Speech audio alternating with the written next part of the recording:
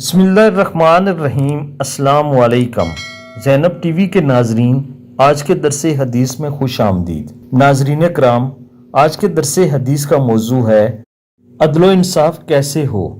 ناظرین کرام، یاد رکھنے کی بات یہ ہے کہ عدل و انصاف ہمیشہ جج اور قاضی کے ساتھ جڑا ہوا ہوتا ہے۔ اس لیے آج ہم حضرت خلیفہ عمر فاروق رضی اللہ تعالیٰ عنہ کے مطابق جج اور قاضی کیسا ہو یہ دیکھتے ہیں۔ نمبر 1، نرم ہو مگر کمزور نہ ہو۔ نمبر 2، طاقتور ہو لیکن تشدد سے کام نہ لے۔ نمبر 3، مال احتیاط سے برتے مگر بخیل نہ ہو۔ نمبر 4، سخی ہو مگر فضول خرچ نہ ہو۔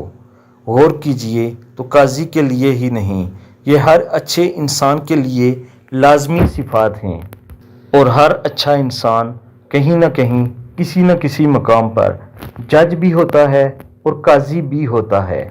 میں اور آپ بھی ہر روز اپنے گھر کے اندر قاضی بھی بنتے ہیں اور جج بھی ہوتے ہیں، اور بے شک اللہ تعالیٰ قیامت کے دن ہم سے ہمارے منصب کے بارے میں ضرور پوچھے گا۔ اس لیے احتیاط سے کام لیجئے اور اس خوبصورت حدیث مبارکہ پر ضرور عمل کیجئے۔